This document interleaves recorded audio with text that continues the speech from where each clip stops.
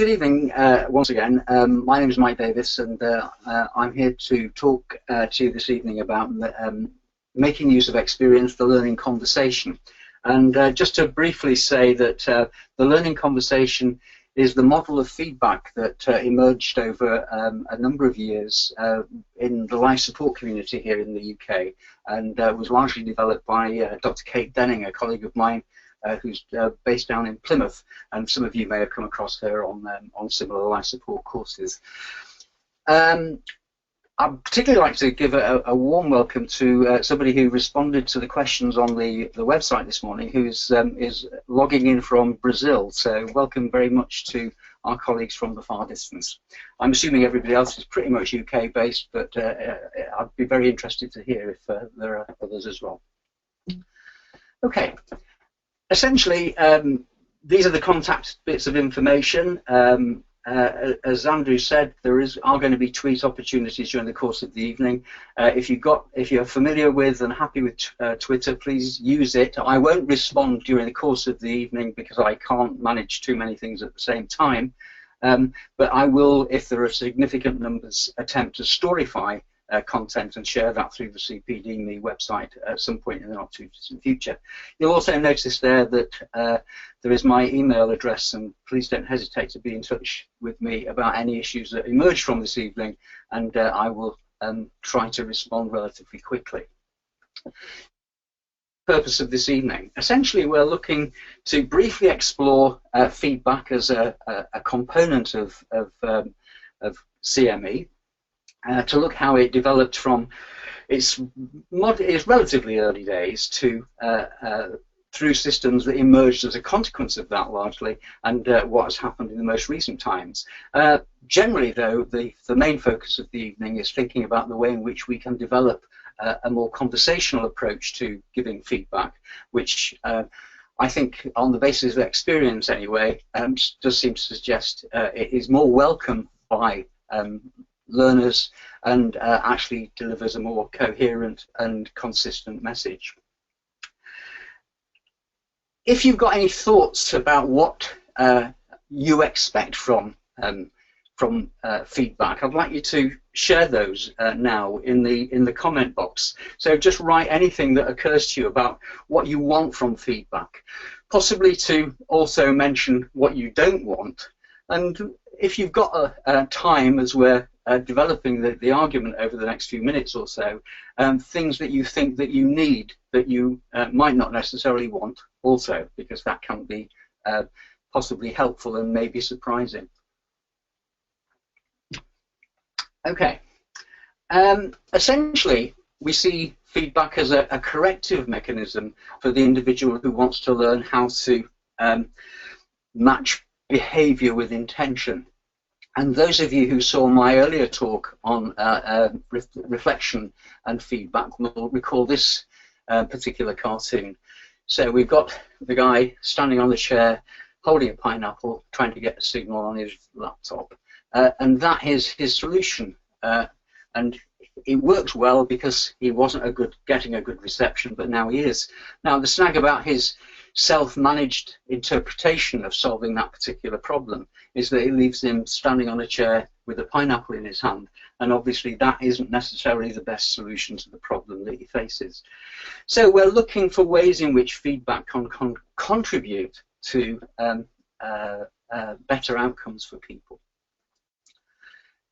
We all know that experience is a complex phenomenon, and those of you who saw my earlier presentation will recognize this image. This is about experience. It's random, it's sometimes hard to get hold of, and I argued in that earlier talk that reflection may be a mechanism for making some sense of our often complex experiences. And that's maybe what our understanding might look like that emerges from reflection. But you'll recall that among the things that we talked about to quite a lot of extent was the fact that there are lots of barriers to reflection, and that makes making sense of our experiences that little bit much more problematic. And this is where feedback might come in. Feedback might present us with an opportunity to gain clarity where none existed before from simply reflecting on our own. And the consequence of feedback, hopefully, is that we make sense of all of that experience. And as those of you who've read Hitchhiker's Guide to the Galaxy know, that the answer to the ultimate question about the life, the universe, and everything is 42. So from that complex pattern of experience, through a combination of reflection and feedback, you can actually find an answer to some of the more complex problems that we face in our professional lives. Okay, so to move on to a brief history of feedback, and I hope this next slide is going to give you an insight into perhaps where we were 60 or so years ago in medical education. I apologise for the quality of the video presentation here. It's the best version we could find, but I think it tells an interesting story, so bear with it.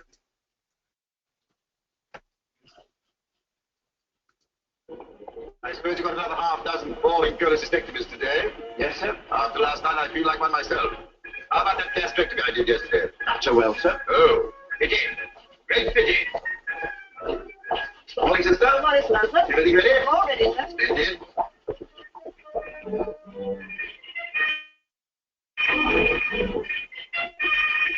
Now, you just lie still, old fellow. I'm just going to discuss your case with these young doctors here.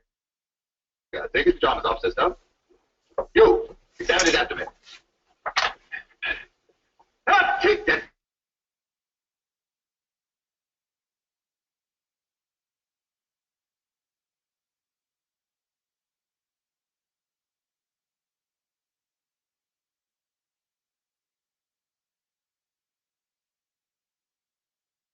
Rub it fist away. The first rule of diagnosis, gentlemen, eyes first and most, hands next and least at all. I'm a loud lady.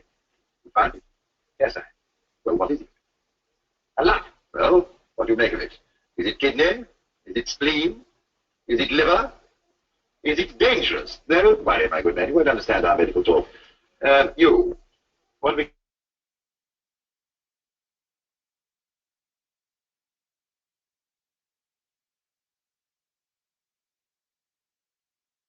Oh, apologies. I think we just lost a little bit of sound, but not to worry.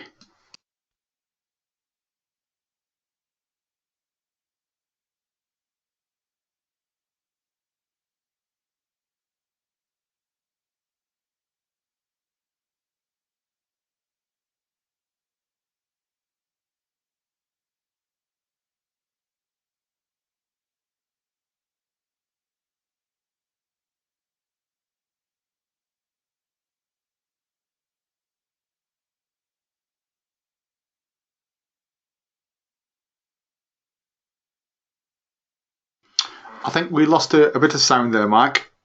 I think you were struggling to hear you.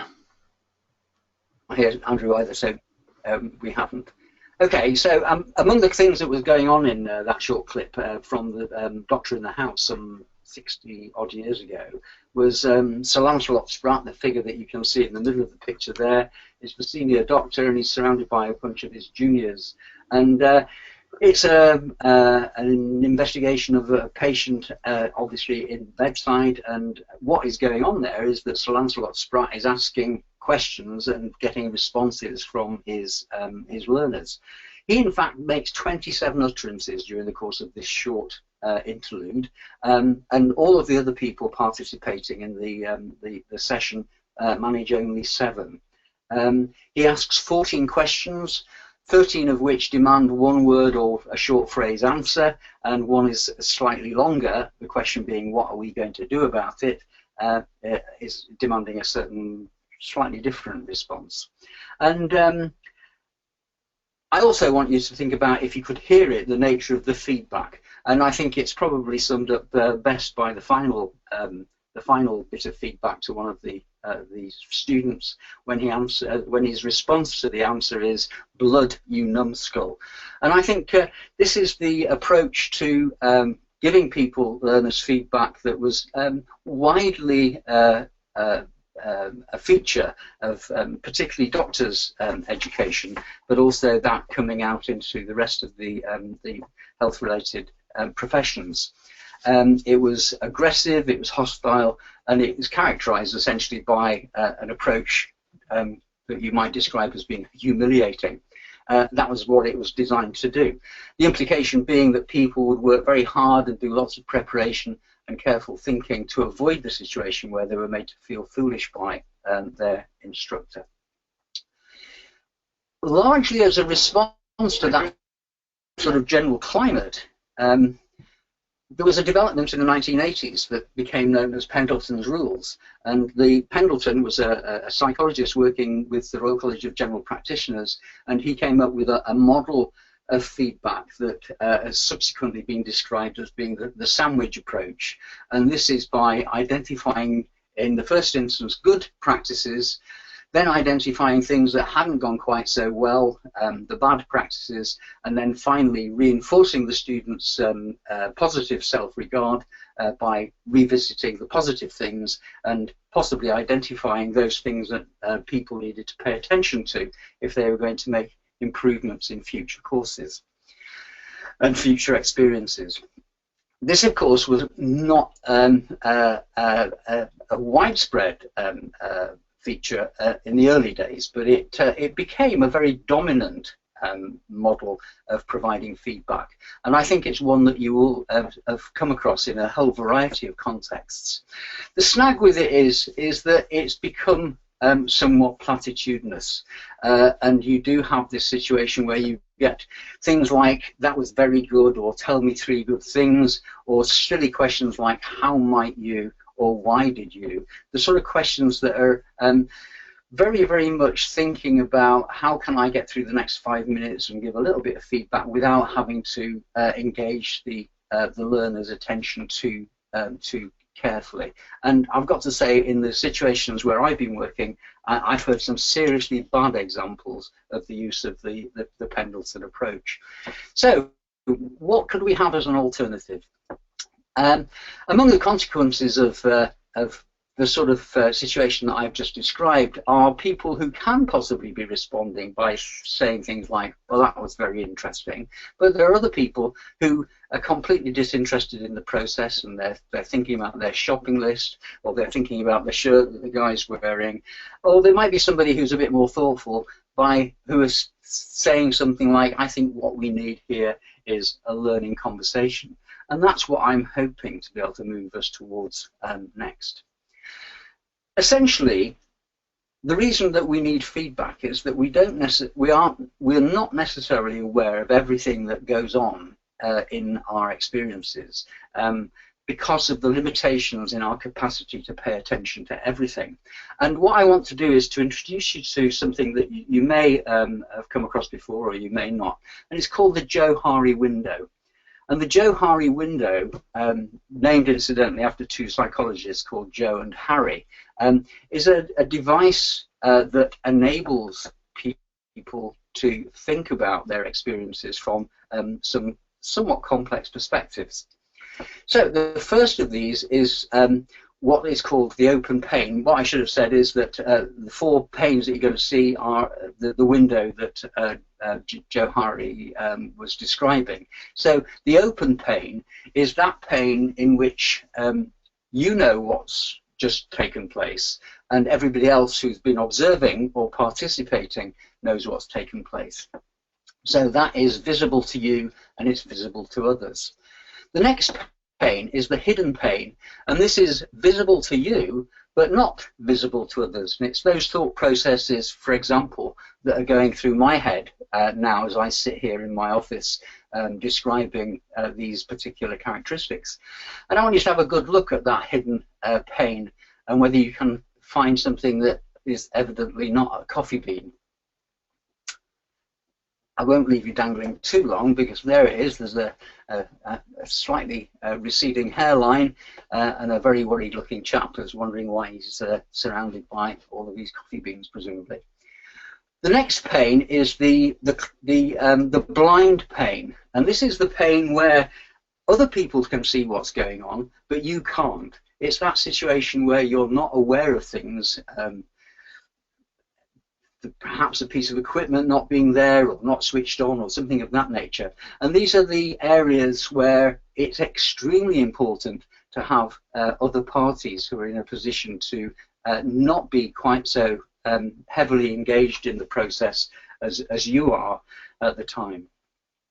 And the final pane is the closed pane, and this is that area of experience that isn't particularly visible to anybody, either to the main actor in the situation or any observers looking on. And that's, in a sense, some of the hidden processes that go on in the brain that may be revealed or not by the sort of ink blot test that you can see in that bottom right-hand corner. Essentially, the purpose of feedback is to try to maximize this open pane by the actor, the main participant, revealing some of the things that are going on in their head, and the observers or less engaged participants revealing things that they were aware of that other people perhaps were not aware of. So the question is, how does the effective facilitator manage to create an environment within which all of this complex stuff can happen? And essentially, how can they be encouraged? What characteristics do they need to be able to demonstrate to run an effective learning conversation? Well, we've spent a little bit of time in other sessions talking about the importance of group learning and how we can effectively facilitate that. And there's just a number of things that I want to revisit specifically within the context of providing feedback within a learning conversational style. The first of these is that the person giving feedback, or the main person giving feedback and running that feedback session, has got to be credible. You've got to be able to walk the walk, as illustrated here in this image. And this is, I suppose, an extended process depending on how long you're engaged with people, but it means that in sustaining your credibility, it means that you have got to act consistently and generally represent the best practices that are available to the organization that you're working within. So credibility is definitely one of those situations where you say that you do as you do and say, rather than just do as you say. It is about actually getting people to behave in particular ways that you see as being the appropriate target behavior. The second issue is a byproduct of this, and this is authenticity. So you've got to be an authentic person, an authentic instructor, deriving your activity from authentic practice, but you've also got to be authentic in terms of the way in which you pay attention to the material that you're observing. So, for example, if you see things that are important, you have to have a conversation with yourself about the extent to which you draw attention to those issues. But it's about actually maintaining your own credibility by recognizing things, for example, that are significant errors or something of that nature, or behaviors that are entirely inappropriate. So this is about behaving as in an entirely professional way and looking at the behaviors and the performances of the person that you're providing feedback to.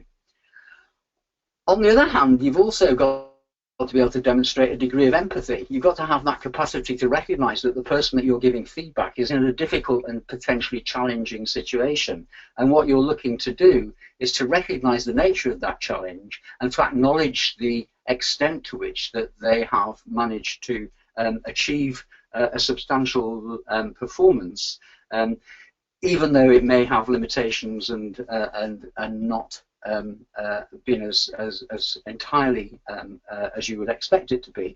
But we need to remember that what we're doing when we're giving feedback often is engaging people in a learning process. So we can't expect expert performance right from the very beginning. We're looking for that as a process of development over periods of time. So being empathic about their suboptimal performances is a key ingredient in you recognizing perhaps where you might have been some time before.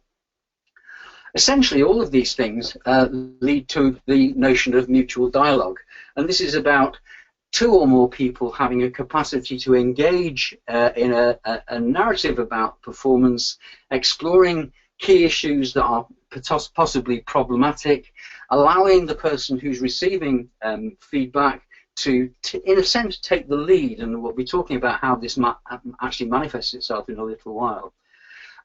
So it's not about a person giving feedback, it's about people engaging in a debriefing process that allows this conversational approach to emerge, and we'll be talking specifically about how that comes about in a little while.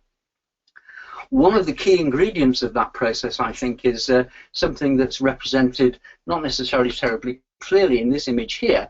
This is a page of music from a piece of work by John Cage called 4 minutes 33 seconds, within which there is no music played.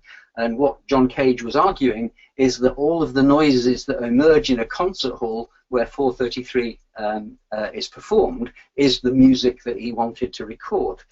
And the significance of this is a slide that I used in my previous talk about the importance of the quiet facilitator. The person who encourages and enables discussion among a group of people is probably far more powerful than the person who dominates and overtalks everybody and continually prevents people engaging. So we're talking about people, in a sense, constructing an account of something and with complexity and looking for possibly different perceptions, different insights. And that can often be the product of the person who is running a session being quieter than perhaps they might imagine. So I don't know whether so far we have any questions that have emerged. I can't see anything on the screen in front of me.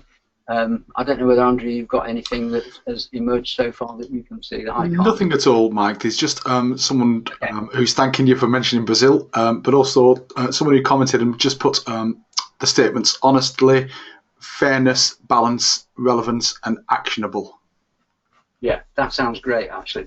That's pretty much congruent with the sorts of things that I've been talking about so far. So thanks for those contributions.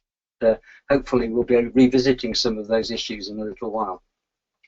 What I want to move on to now is how you actually do all of this. How do you create the environment within which people can have this learning conversation? Essentially, we see this as being 6 steps. It's about initiating a conversation, jointly exploring the issues that emerge, sharing thoughts and perceptions, including the group as a whole, final comments, and summarizing. So it's a structure, but it is a structure that we don't want you to be completely and totally locked into. Essentially, as we'll see when we look a little bit at the whole idea of initiating the conversation, it doesn't have necessarily to include all of those particular issues, and not necessarily in that order. The first thing I want to draw attention to is about the sort of language that we're using here. And I found this headline in The Guardian, and it's talking about small talk, and it's about this this delicacy around things that you know, we perhaps want to address but find for some reason it's difficult to address. And what Gary Nunn here describes these as being manipulative, etc., all of those M's. And it's about actually recognizing the fact that in this conversation, particularly given the fact that we may not have very long in which to engage with the subject matter, you've got to get to the point relatively quickly. So the way in which we do this is obviously the next question. And I've got a slide here that's a bit of a challenge, and I don't know whether it's going to work technologically, but here are some examples of good and bad openings that you may have experienced before. And I think at this point, Andrew, you do have a slide that will allow people to put a tick in a box that might indicate their preferences. I do, yeah, Mark. I'll launch the poll now. So the poll is on the screen, and that should allow you to tick one of the 5 boxes. So the boxes are: how was that for you? Over to you. I like it when. That was a challenge. Or a silent invitation to the speaker. And so literally you can tick as many as you like, and then we'll reveal the polls in about 10-15 seconds.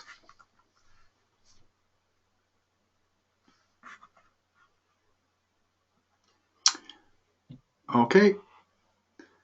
That's 48% of people voted, 62% of people voted, 69%. We'll just give you another 5 seconds. You should be able to quickly click on your screens now and vote before I close the poll. Okay, we'll leave it at that. So, if I show the results, Mike, can you see them on your screen? I can't see that yet. Yep, so I'll let you summarise them. Okay, so worst openings look like, well, it's probably the most common one that I've got to say that I hear on courses. The invitation for people to say a little bit about what that felt like. And interesting, the origins of this were genuinely good.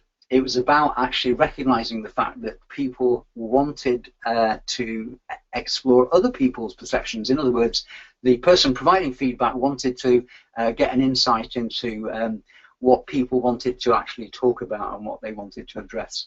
The challenge, in a sense, is then deciding for you as the person receiving that feedback is how do you respond to that question? Because historically, and in Pendleton, if you said how it really was like for you, in other words, it was really problematic when X happened, or you know, I hated that, or whatever, the likelihood is that the person giving you feedback would say, no, no, no, no, tell me some positive things. And that, I suspect, is why that particular response has emerged from this conversation here. I think the other interesting observation is that what you don't dislike is, on the whole, I like it when. And this is where the person giving feedback actually identifies immediately some characteristic performance that is of interest and concern. Okay, so thanks very much for that.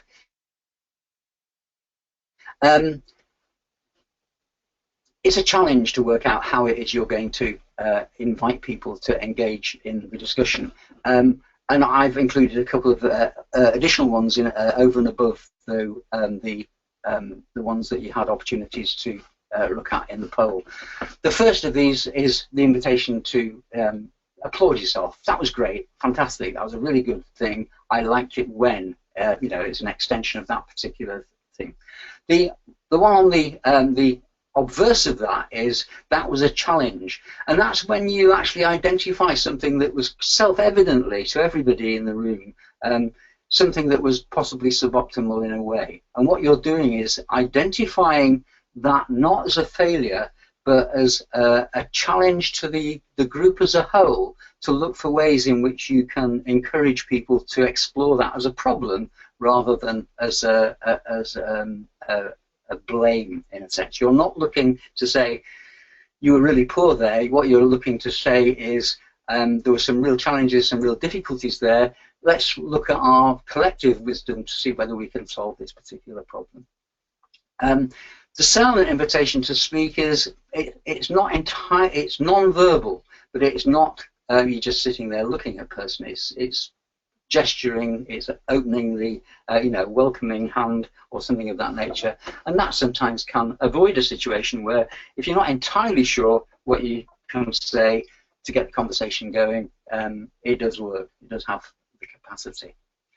My favourite that I've enjoyed recently was this one, and it was a colleague who was running a feedback session, and the person running the simulation, as it was in this particular case, had really quite a difficult time managing not only a sort of slightly complex case, but also some slightly challenging participants in the simulation. And everybody sat down, and the facilitator just said to the person who's receiving the feedback, take a deep breath, and that seemed to allow her to just have a moment or so to think where she was in her and gather her thoughts and decide what it was that she wanted to say to introduce the discussion.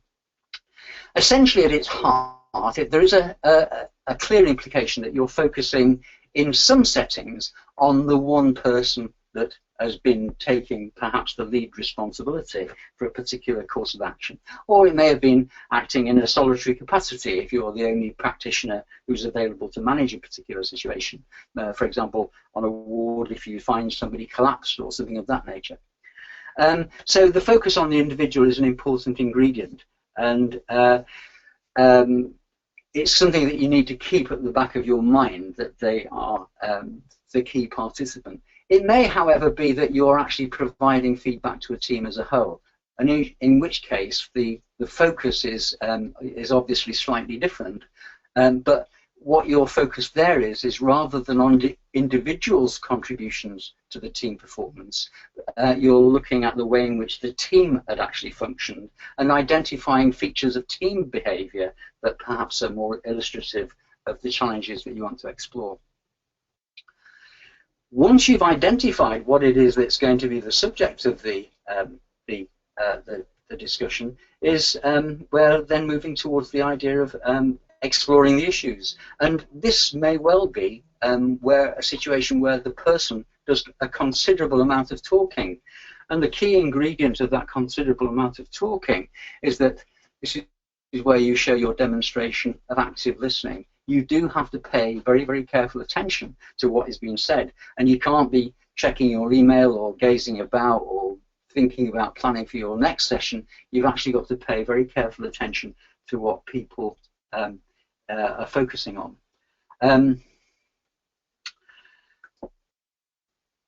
The key for me there is about sort of identifying the things that are really implied possibly and not entirely suggested, and I struggled with finding an appropriate image here, but what I liked about this particular image was its ambiguity. Essentially it looks like a piece of paper flying through the air, but here in the middle of this particular strand there is a window, and it perhaps is a fragment of material that has at some time been a photograph. And it's about grasping those fragments of things that might be suggestive of other sorts of issues and other challenges associated with people's performance that are worthwhile exploring. And these only sometimes, these are the sorts of things that pop out of people's observations when they're being allowed the opportunity to explore the issues from their perspective. And this is why the active listening is extremely important. You've got to be really, really vigilant about what it is that people are saying, because they may reveal to you, but also possibly to themselves and other people listening, that at the heart of their comments is something really quite crucial. My colleague calls these nuggets. It's about being a prospector for gold, and sort of sifting through an awful lot of sand, and suddenly there's something bright and shiny, and that's the thing that you want to talk about at some more length. I'm sure you all recognise the imagery associated here of the elephant in the room, and the key message here is that there is often something very, very obvious that you feel is a challenge, because it might feel threatening, or it might feel that the person will become defensive or something of that nature, but you do have to address on the whole the elephant in the room. This is particularly noticeable in courses where you've got somebody who is performing suboptimally, and you might feel that you need to protect them a little bit, but everybody who's observed that process has observed the fact that they have performed suboptimally, and it is much, much more useful to have the exploration of the issues in that setting, where they can get some sense of collegiate support and encouragement from colleagues who recognise the nature of the challenge, to actually sort of make an exploration of that particular stuff. On the other hand, there's another challenge presented in this image here, and I don't know how many of you have spotted it, but there's also a flying saucer in the room. And the question that you've got to ask is, having addressed the elephant, do you then also address the flying saucer? Because the flying saucer may also have ingredients, or possibly even a solution to some of the problems associated with the management of everything else that led to the very obvious failure. So this again leads us back into this notion of listening very carefully, paying very, very careful attention, and getting full engagement in the subject matter as it emerges. This image is there to represent among the things that you'd need to make every effort to avoid, and that is repetition. I think some of the worst feedback I've heard is where you invite the person who's receiving feedback to make an assessment of their performance and possibly look towards some solutions. You invite further solutions and explorations from members of the group, as I'm going to come to in a moment, and then you go through the whole thing again and you tell people exactly what they've just been telling you. I think it's important to make economic use of the time that's available to you in feedback sessions, and you can't do that if you're repeating yourself over and over again, as I've just done there. Okay, this is a challenging and interesting notion. You may recognise this as Where's Wally, a strange and, to me, totally incomprehensible American tradition where people dress up in these stripy uniforms. The implication behind Where's Wally is that everybody's the same. But, you know, if you had long enough in your life, you could pay very, very careful attention to this photograph and recognise, in fact, that there are an awful lot of different people down there in that audience. And I think that one of the key resources that's available to you as a facilitator of a learning conversation is that you draw on the insights, the perceptions and so on of other members of the group. And this is an important contribution to their learning, because they're learning from other people, they're learning from their achievements, they're learning from their errors, they're helping to solve problems and so on. And that is something that you've got to actively encourage as part of your feedback process. You may also recognise this image from a previous talk, those of you, sorry, who came to it. And this is about actually sort of recognising the fact that there's an awful lot of stuff going on in individual members of a group that isn't necessarily said. And I think what I want to draw attention to particularly here is that part of the responsibility of your relatively silent facilitator is to make sure that what the group is saying is fair and supportive and accurate and presented in a way that's not damaging to the person who's receiving feedback. Some environments can be, particularly before you've had an opportunity to work with them a little while, they can be quite competitive, and they see another person's failure as contributing towards their success. So part of the responsibility that you have as the facilitator is to act as a little bit like a dam wall and make sure that people aren't being destructive or in any way threatening to the person who is predominantly receiving the feedback. So it is a little bit of a policing role that you're occupying. As the conversation moves towards its end, and without making the point of revisiting everything that's been said before, you can then move towards final comments. And this is about giving people the opportunity to add in anything that they haven't already said, and possibly sort of just briefly reinforcing some of the very positive messages before you go on to a conclusion.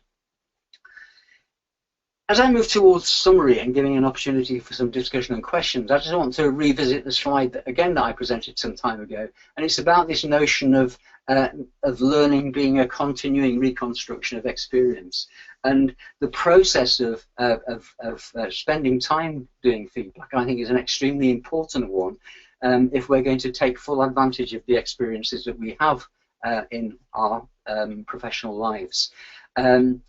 It's something that I think, as we've discussed before, can be a source of resistance, particularly when it is increasingly mandated, as it is in the case of many healthcare professionals. You have to be reflective, and that does seem to involve a little bit of sort of navel-gazing in some people's minds about how they can actually gain access to some of these insights. But it's absolutely the case that a shared exploration of experiences is an extremely powerful learning tool, and it reinforces the best practices and challenges the things that we recognize as being less than helpful and less than successful.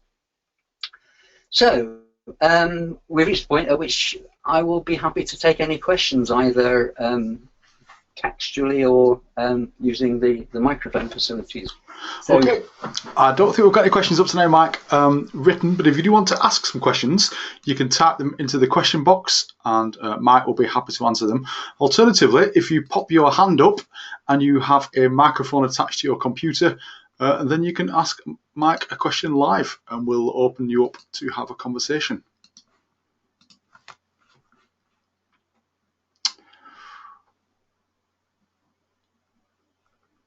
Well, there's quite a lot going on in Twitter. I'm just having a quick glance at my Twitter feed, and there's an awful lot happened over there, but it may well be you, Andrew. It could be. It could be. Multi-talented, ambidextrous. Yeah. Okay, so if you're wondering where the buttons are, you have two options. You can pop your hand up and we will unlock your microphone so you can ask Mike a question live, or you can type it into the question box and we will. I'll read it out and I will let Mike answer the question for you. Okay, so we have got a question come through, a question from Sean. With regard to reflection or feedback, how is the best way to evidence this? Well, I think you're on a site that has been extraordinarily helpful in this particular area. I think that the CPD portfolio is an incredibly powerful way of capturing experiences and giving you the opportunity to both have immediate reflections supported by feedback and post-event reflections.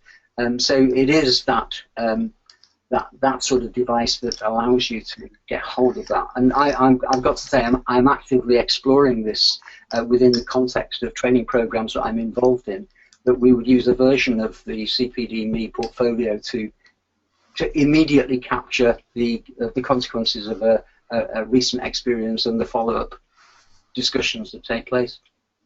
Yeah, I think you're right there, Mike. I think when I did my initial research behind CPD, it has to happen within an hour period after the event's taken place, or within an hour of that initial experience or exposure.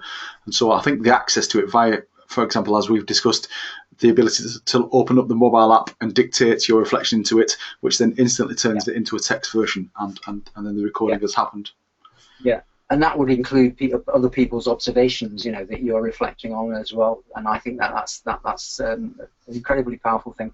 In another context, where I've done some work in simulation centres, the practitioners have been making use of a product that was originally developed for providing feedback to athletes, rugby league players specifically. And this was a way of capturing information and the associated video footage, and that again reinforces the point that Andrew's just made. It's about a degree of immediacy and having access to essentially some raw data that captures the experience. Now, I don't think you always need to go that far, but something that allows you to grasp that the nature of the experience immediately is obviously an extreme advantage, really good advantage. Thanks, Mike. We have another question from Ian. The last quote talks about continuing reconstruction. Are multiple conversations helpful, each giving time on reflection on the previous conversation? I think they can be. I think there are risks associated with sort of revisiting old challenges, old successes, old failures ad nauseum, and in some respects, part of the purpose of feedback, I think, and I'm thinking a little bit on my feet here, is, for example, if you've had a bad experience and that you've had a collective discussion where you engage with colleagues about possible solutions to the problems that you've identified, that in itself closes down that particular episode. And what you're moving towards then in further discussion is a more analytic response to that immediate experiential situation. And you're looking, if you think about the experiential learning cycle, you're into conceptualization type territory. So you're talking about an event in a more abstract sense by the time you get to that part of the further conversations that you're having. And it's that sort of situation where you get a group of experienced colleagues coming together and sharing some of their war stories, as one of the ways in which you can describe that. And that tends to operate at multiple levels. Among them is revisiting the details for the benefit of people who weren't there, or sometimes for the benefit of other people who were there, actually. But also to revisiting the learning. And it's revisiting the learning that actually is sort of embedding that process of reflection that I think is an important one. Among the challenges, I think, of the notion of reflecting on practice is that once you've done it, you don't change. And of course, it is a very radical model, really. You are actually saying to people, you've always got to look for the opportunity of trying to do something differently. And that's why I think Dewey's comment, it comes from John Dewey in 1930s, actually. I think that's what he was getting at there, that it is about being dynamically engaged with your world and your experiences and constantly revisiting it, but obviously at different levels. Wonderful. Thanks very much for that, Mike. I'm just looking, and I don't think we have any more questions. Now is your last chance to pop your hand up to ask Mike a question live. Just literally click the little hand icon, and I can unlock your microphone so that you can speak to us live. Nope. I think that's pretty much all the questions answered. I think you had a slide, did you, Mike, with your Twitter handle on?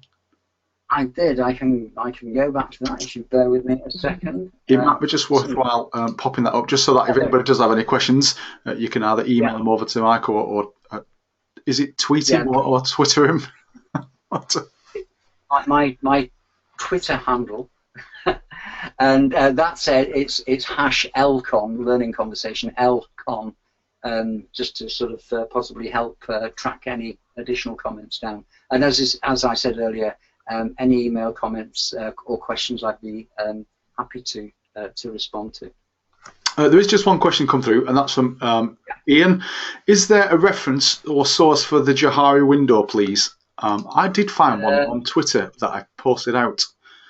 Yeah, it's yes. I think I will confirm it. I can't remember it offhand. It's Joseph Luft and Harry Ingram are the two authors. I can't actually remember the specific text that it's referenced in. But if you type Joseph Luft, L-U-F-T, or Harry Ingram, or both of them, Luft and Ingram, you will definitely get that referred to on the internet. There's a number of sites that gather that sort of information, and I would think it's fairly readily available. Perfect. Thank you very much for that, Mike. Indeed. I shall just flick back over onto my screen for a second and just summarise what's coming next.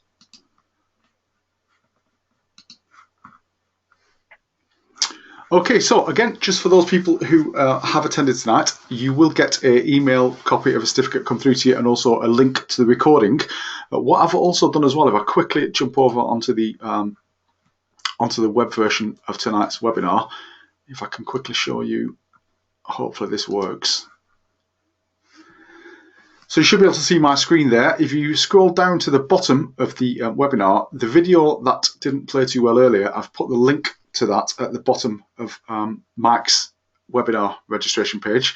So if you click onto making the most of experiential learning conversation at the very bottom, I've just put a comment on the bottom of there now. You can see there's a link to the YouTube website address, so you can watch the message that was a little bit broken up earlier during the presentation. Flick back onto my keynote for you. And so your certificates will get sent by email. For those people who are with CPDME or who are members of CPDME, you will literally just go to your CPD dashboard and you'll be able to go in there and edit your certificate and the digital evidence that will appear in there within the next 24 hours. Just let me tell you about some webinars that are coming up very shortly. Ironically, on the 1st of June, I'll be doing a webinar on building and maintaining a CPD portfolio using both cpdme.com and also our mobile applications. And so if you are struggling with keeping a record of your CPD or indeed your reflective practice, then come and join me on the 1st of June for that.